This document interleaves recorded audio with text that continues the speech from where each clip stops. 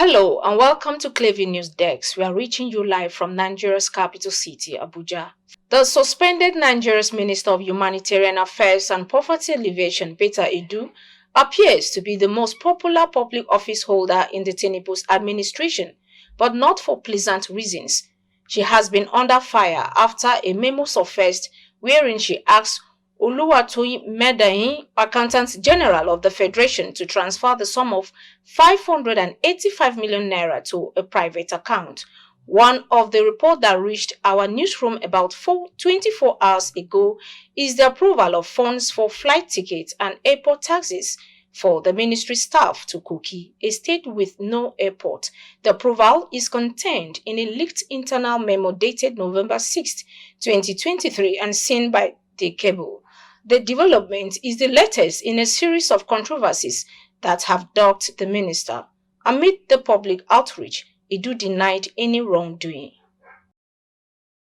What is going on?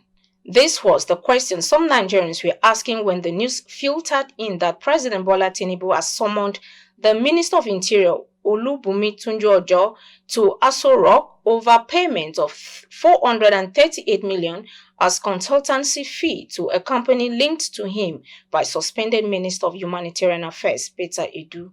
The company, New Planet Project Limited, was one of the numerous consultants awarded contracts from 3 billion given out by the suspended minister for the National Social Register contract. The social register was created for cash transfers and other social investment programs. Meanwhile, the Minister of Interior, Olubunmi Tunji-Ojo, has denied personally benefiting through his company, the New Planet Project Limited.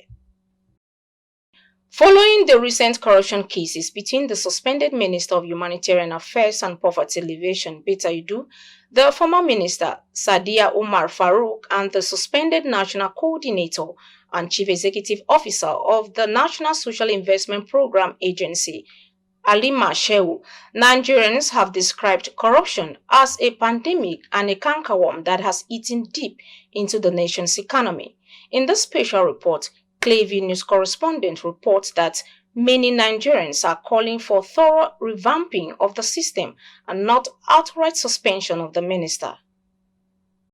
According to statistics, between 2014 to 2023, Nigeria ranked 149 out of 180 countries in Transparency International list of corrupt countries.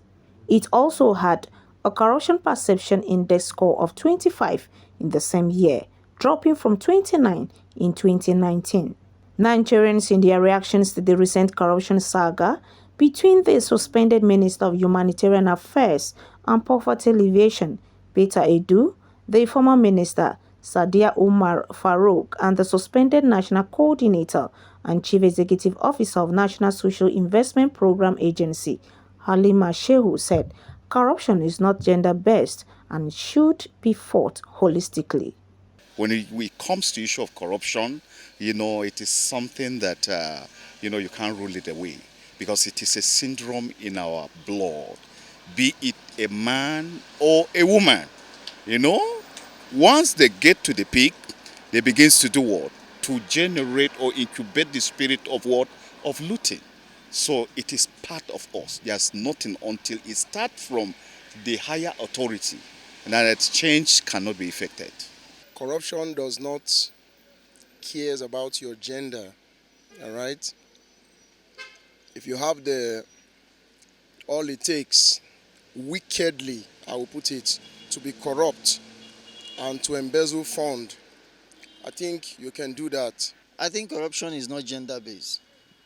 Everyone is corrupt, whether you're a woman or you're a man. Corruption is in the cycle. It's a system already. So if you're in the system, whether you are a female or a male, definitely you will play according to the role of the system. The man is not corrupt. The woman will not be corrupt to see that money. So when the women that are seeing what the men are doing, that's what the women that they key into it. So men is the major problem in this country. This set of Nigerians says suspending or sacking Betta Edu is not the best solution to eradicating corruption in Nigeria. They came up with a self-styled approach in addressing the menace. Yeah, I think it's becoming part of our system. You see some people being treated as sacred cows, in this part of the world. In a some society, it's not obtainable. Such is not obtainable. So she has to resign and face the consequence, so that it will serve as a deterrent to others. The, the question is, has the investigation been concluded? Has she been found guilty? You see, Nigerians, the government should not just play on our intelligence. Are they doing it to pin her down and to use her as a scapegoat? If that's not the case, then they should just let her go. If Nigeria is fighting corruption, so many people will go down. So many people, even to the highest echelons of government, they will go down.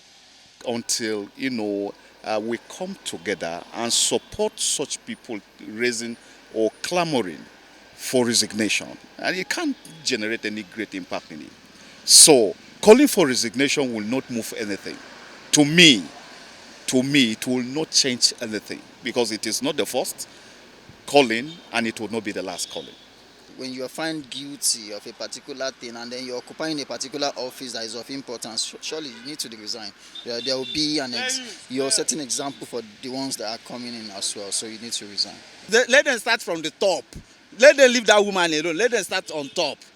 From even past governors, presidents, let them start from there first. Recall that a United States-based Center for International Private Enterprise argues that the anti-corruption war in Nigeria seems to be failing primarily because the government is selective, ineffective, and lacks credibility.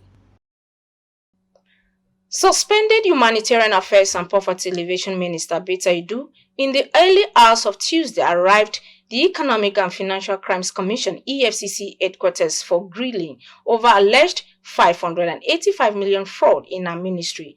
Edu was suspended on Monday by President Bola Ahmed Tinubu. The 585 million was meant for payment of grants to vulnerable groups in Akwa Ibom, Lagos, Cross River, and Ogun State.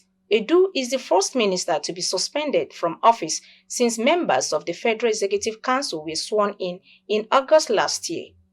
Who really is Betta Edu? Betta Edu was born on October 27, 1986. She was in London until she was about 8 years old when she returned to Cross River State with her 4 other siblings and parents. Out of 5 children, she is a twin with a brother. When they returned to Nigeria, Edu's father became a missionary and he is still a missionary till death. Betta Edu is a result-oriented health policy and management expert with over 12 years professional experience of building and leading teams in developing and implementing life-saving health policies and programs at national and state levels. Widely identified as one of the youngest politicians in Nigeria, more than acquiring a formal education, her parents got her involved with humanitarian services, which has been the foundation for her medical practice and humanitarian work. Before she got into the political landscape, right after graduating as a medical doctor, she started carrying out free health outreach programs in villages with her personal savings. Ahead of the general election, Edu had the big mandate of leading and rallying women to get more involved in party politics, telling the world that she was fully aware of the task ahead with her quote, "We need women at all levels, including the top, to change the dynamics, reshape the conversation, ensure women's voices are heard and heeded, not overlooked and ignored." Her emergence as the national women leader of the All Progressives Congress (APC) in March 2022 did not come as a surprise to many, thus making her the youngest women leader to ever occupy the position of a national women leader of any political party in Africa at 35 years of age. Prior to the appointment as the national women leader of the All Progressives Congress (APC), she was the special advisor, Women Affairs, Tinubu-Shettima Presidential Campaign Committee between 2022 and 2023. Before her ministerial appointment last August, she was Cross River State Commissioner for Health. Betta Edu was nominated by President Bola Ahmed Tinubu as a minister representing Cross River State. She took the oath of office on Monday, August 21, 2023, alongside other cabinet members as a Minister of Humanitarian Affairs and Poverty Alleviation. Recently, the 37-year-old was caught in a web of 585 million naira disbursement scandal involving her ministry, attracting widespread criticisms from rights groups and activists. She never saw it coming and was caught off guard. For now, her hopes of coming back as a minister hangs in the balance. Edu, 37, the youngest in the president's cabinet before her suspension, was a fast-rising Amazon in the political space, having occupied state and national offices at a young age. Edu clinched her ministerial appointment about 3 months after Tinubu was sworn in as minister. Her tenure as minister was, however, short-lived, barely 6 months after, perhaps the shortest tenure by a minister in a long while. The 2023 edition of the Africa Cup of Nations AFCON will begin this weekend. West African giant Africa Coast is the host nation for the 2023 AFCON. The competition will take place from 13 January to 11 February 2024. Senegal are the defending champions after beating Egypt 4-2 on penalties in the 2021 AFCON final following a 0-0 draw in Cameroon. Egypt, meanwhile, are the most successful team in Africa that have won 7 AFCON titles. In the 2023 AFCON, there are 24 teams set to battle for Africa's biggest trophy in Ivory Coast. The 24 teams include Ivory Coast, Guinea-Bissau, Nigeria, Equatorial Guinea, Egypt, Mozambique, Ghana, Cape Verde, Senegal, and Gambia. Others are Cameroon, Guinea, Algeria, Angola, Burkina Faso, Mauritania, Mali, South Africa, Tunisia, Namibia, Morocco, Tanzania, Zambia, and DR Congo. We are hereby reporting some of the teams now to watch out for during the competition. They are the likes of Morocco, Senegal, Nigeria, and Ivory Coast. Talking about the AFCON this year, Africa has some come of age, and you cannot really point out any team to say this is an underdog team.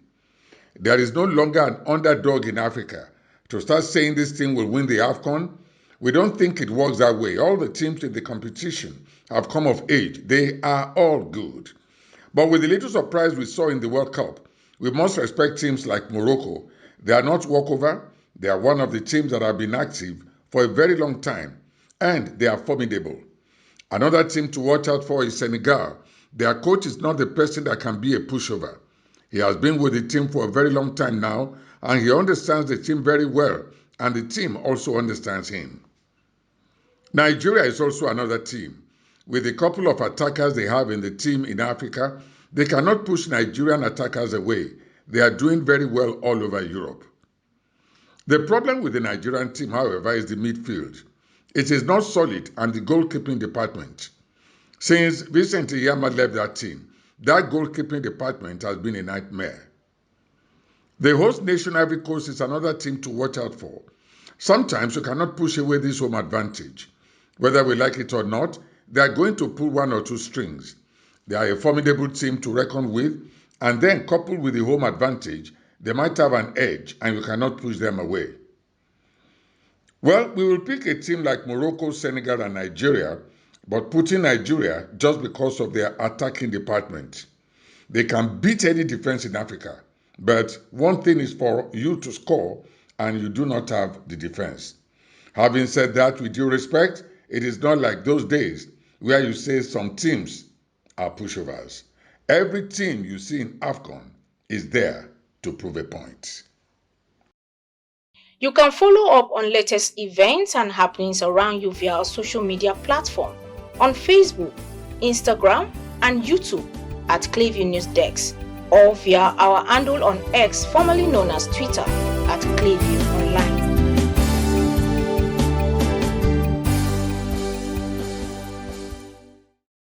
I am Imefonokun. Many thanks for watching.